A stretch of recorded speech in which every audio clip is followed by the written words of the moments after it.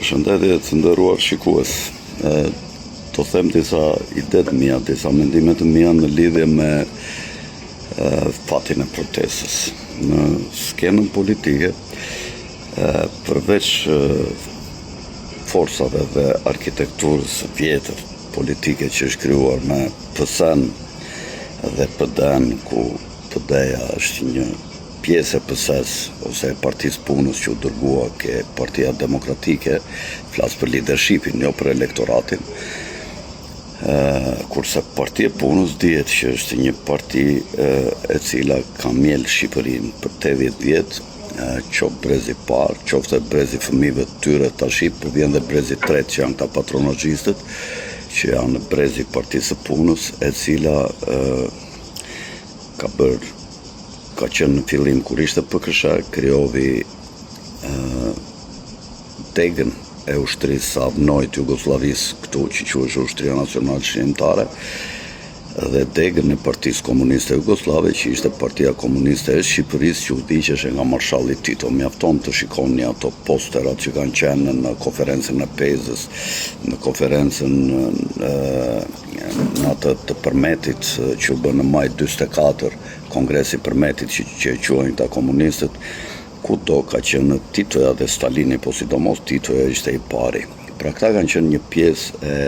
politikës serbe për të shtypur Shqipërinë dhe nacionalistët nëpërmjet luftës civile, e cila shkatroi gjithë nacionalistët dhe kundërshtarët e komunizmit dhe të nacionalizmit, dhe pastaj me luftën e klasave shkatruan. Të parët ishin politikanë që u masakruan, kurse ishin politikanë të burgosur, kurse të dytët që u goditën me luftën e klasave quheshin të burgosur politik. Pra nuk ishin politikanë me shkolla dhe që kishin luftuar me armë në dorë, si ata baballarët e tyre gjatë luftës civile, dhe këta filluan të goditeshin kryesisht nga vitet 60 luftë e klasave edhe mbrapa. Tashi deri në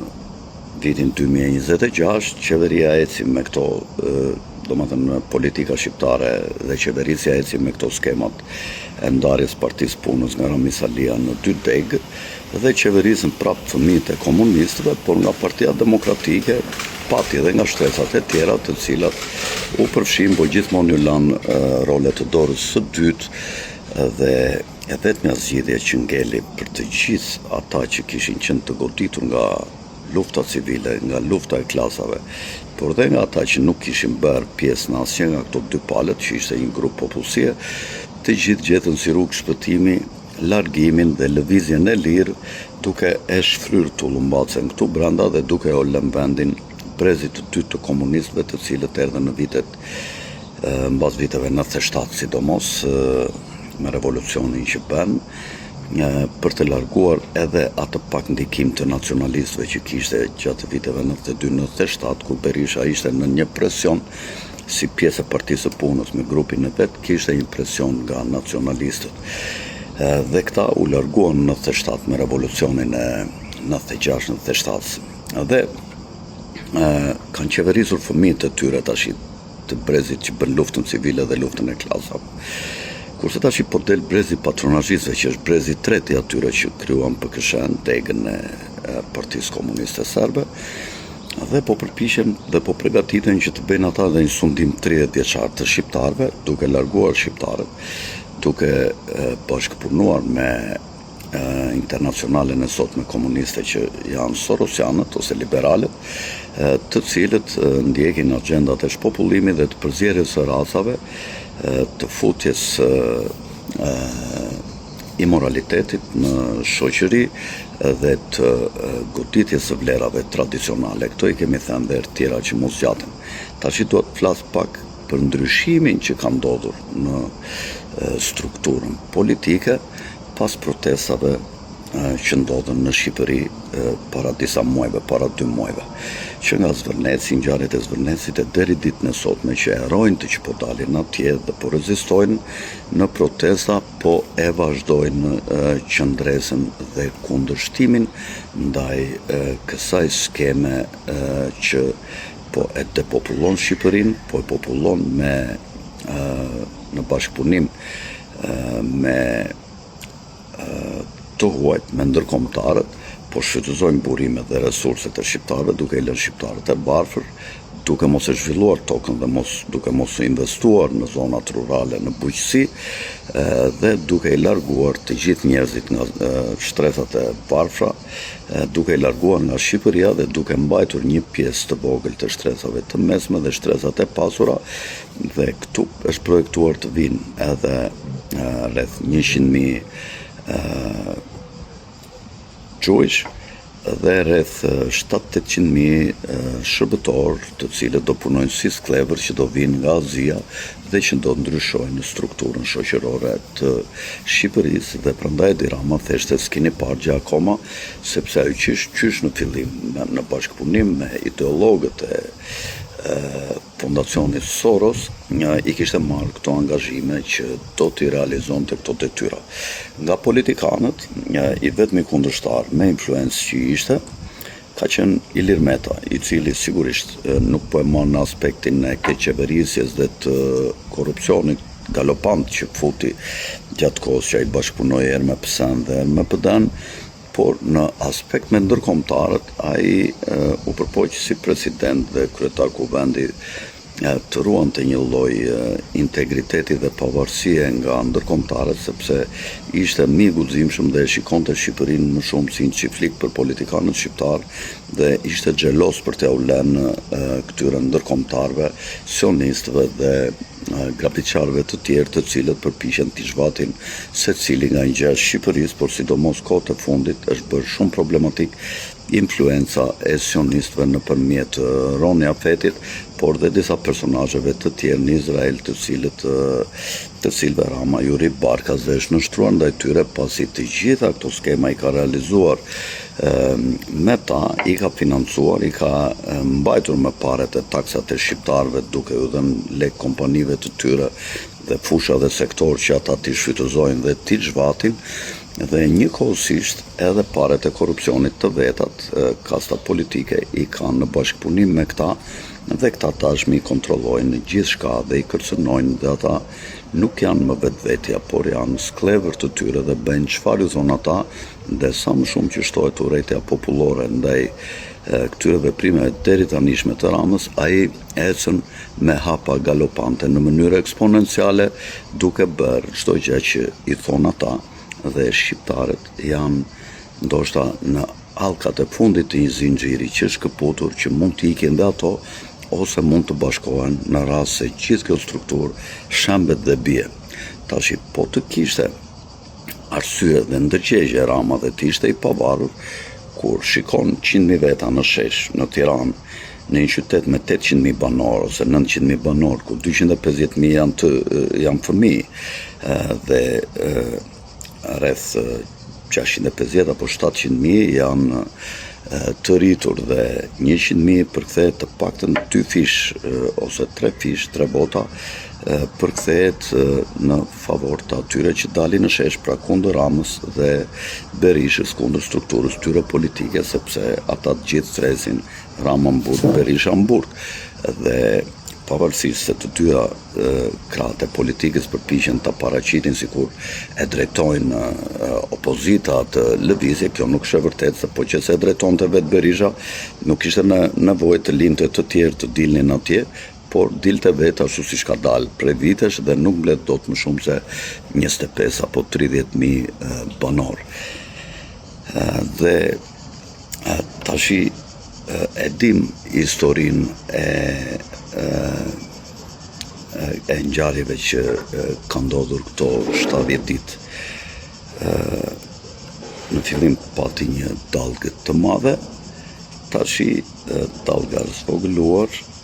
po ulet dhe në shtator pritet përsëri një rritje dhe një fryrje e madhe e dallgës. Unë personalisht kam bërë përpjekje që të bashkoj gjitha grupet që kanë dhënë kontribute kundër këtij sistemi të kalbur politik nga intelektualët. Jam përpjekur 2 herë ku unë kam deklaruar që s'kam asnjë lloj ambicie politike, dhe në lidhje me këto krimet që mund të bëhen nga njerëzit që dalin në shesh, dhe jam përpjekur 2 herë ti bashkoj, por njerëzit që janë ke mikrofonin nuk kanë ardhur në takim dhe i quajnë kontributorët e vjetër si njerëz që nuk e meritojnë të bashkëpunojnë. Këta nuk e kanë deklaruar, po me veprimet e tyre një mos përfillse, duke mos ardhur një pjesë prej tyre, tregon pikërisht këtë gjë. Dhe tashi protestat kanë ardhur duke ulur. Janë shumë faktorë: lodhja, vera e nxehtë, nevoja për pushime, ikja e studentëve. Në mes të shtatorit të gjithë këto faktorë do rikthehen në favor të protestës dhe sigurisht që pritet një masë e madhe protestuesish. Në qoftë se Edi Rama do ishte i pavarur dhe kishte arsye, duhet të bashkëbisedonte me njerëzit e protestës dhe t'i linte vendin provave dhe provën dhe testimin nëpërmjet zgjedhjeve të reja, ku sigurisht grupi i protestuesve, domethënë protestuesit duhet nxinin një grup politik të tyre që t'i përfaqësonte, ku mund të ishin shumë parti të vogla të futura atje. Këto do zgjidheshin nga ata që do krijojnë atë organizmin politik të protestës, ku unë nuk do t'jem. Por që unë mbështes nevojën për ndryshim, heqjen e kësaj keqëqeverisje. Dhe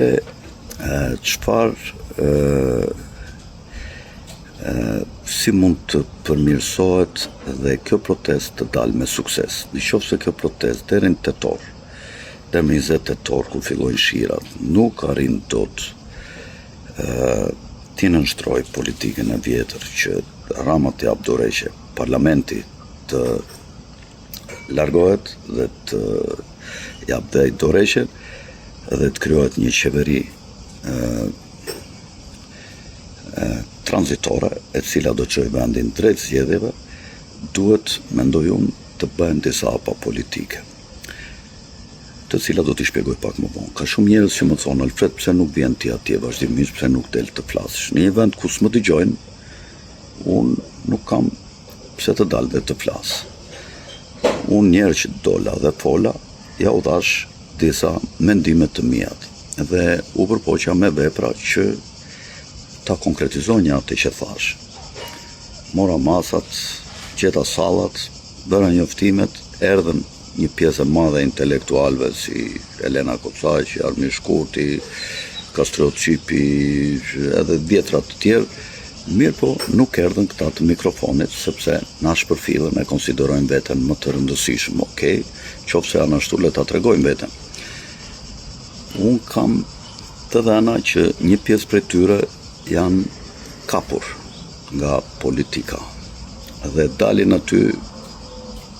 për ta mbajtur në kontroll lëvizjen dhe për ta sfumuar. Uroj që kjo të mos jetë e vërtetë. Që protestat në shtator do të zgjerohen shumë dhe do të ketë një frymë të madhe popullore ashtu si në fillimet e saj, kjo nuk diskutohet. Por që këto të kenë sukses, duhet të ketë një grup përfaqësues të atyre protestave. Si do zgjidhet ky grup? Në mënyrë demokratike. Teknikalitetet zgjidhen o me një votim në elektronik në një faqe të madhe që do të jetë këtu, ku rezultatin do ta kontrollojë një grup i vogël që do quhet Komisioni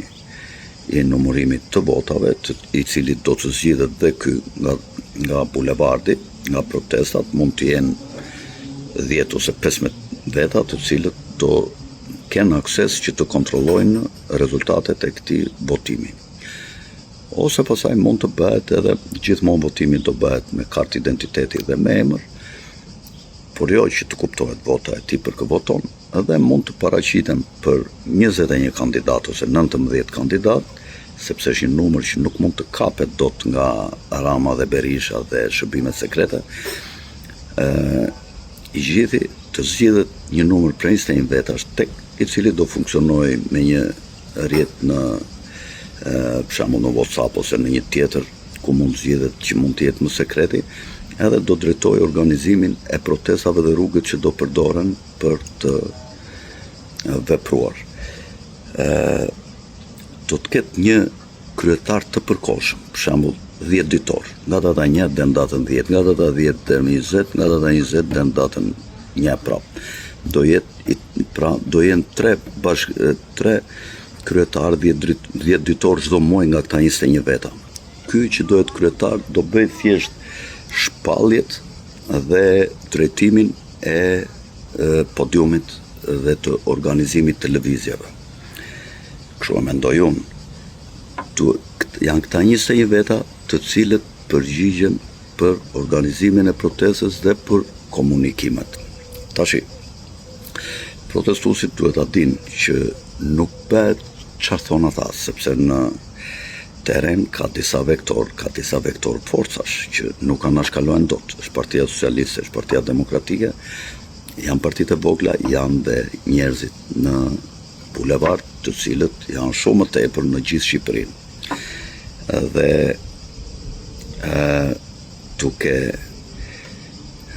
duke pasur një grup organizator dhe duke bërë presion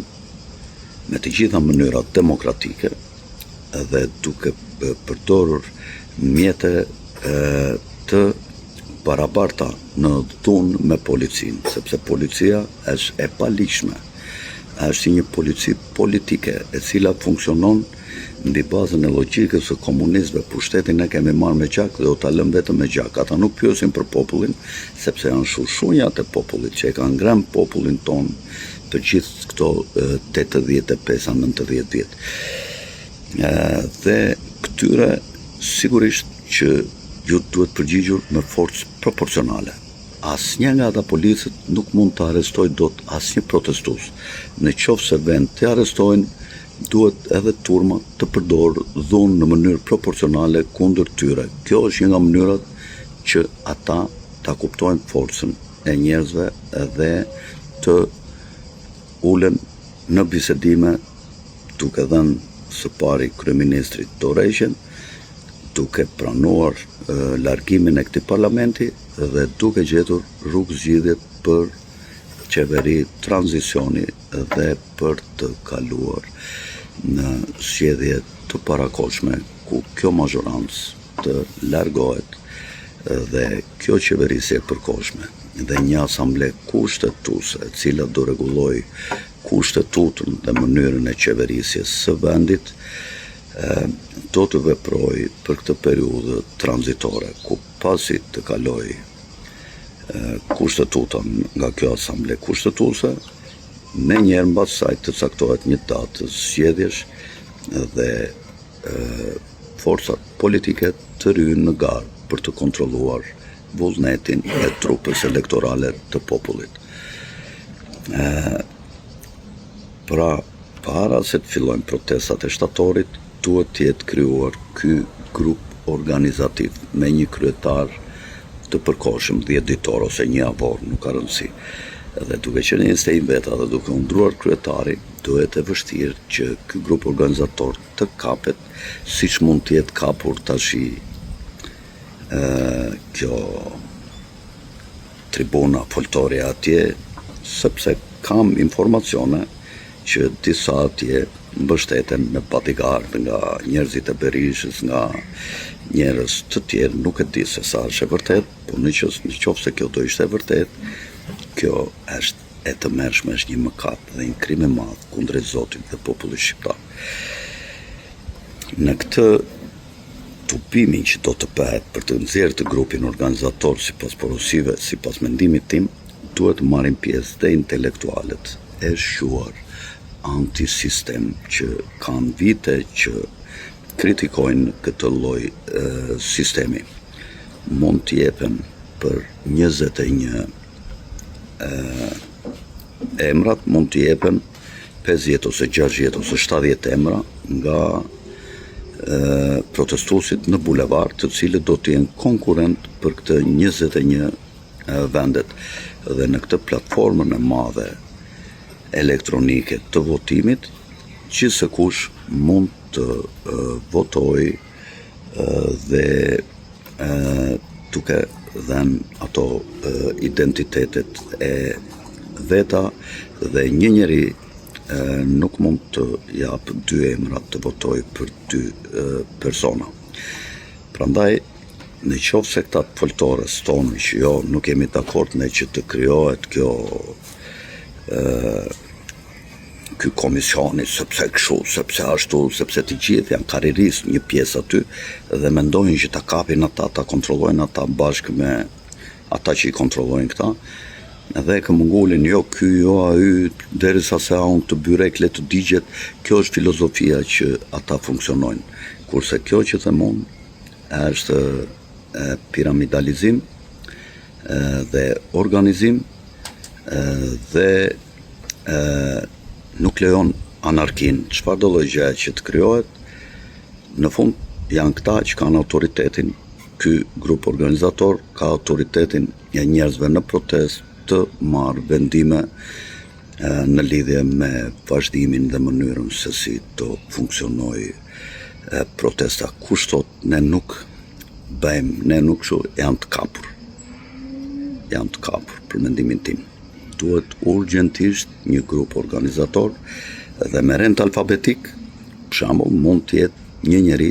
10 ditë të para, pastaj 10 ditë të dyta, me rendim alfabetik të emrit ose të mbiemrit, edhe të vazhdojnë të drejtojnë në mënyrë periodike nga 10 ditë dhe ky që do të jetë në një moment caktuar drejtuesi periodik i lëvizjes, ky është autoriteti kryesor që do negociojë me të gjithë faktorët e tjerë. Qofse këta të bulevardit mendojnë që jo, ne duam t'i largojmë komplet atë politikës së vjetër, atëherë le ta tregojmë veten. Kjo pasaj bëhet me dhunë dhe me gjak, me të vrarë, me një kosto shumë të lartë. Kurse presioni i balancuar dhe dhuna e balancuar kundër policisë detyron që atë gjithë kohës së negociatave që qeveria, mazhoranca të ulen në bisedime dhe t'i kthehen arsyes, sepse forca i kthen drejt arsyes. Kurse mungesa e forcës nuk i çon ke arsye, siç ka treguar deri tashi gjithë kjo periudhë. Prandaj organizim, përdorim në mënyrë proporcionale i forcës kundër policisë. Këto janë mënyrat se si ata mund të ulen dhe të pranojnë kërkesat që ka bërë protesta. Tung tung.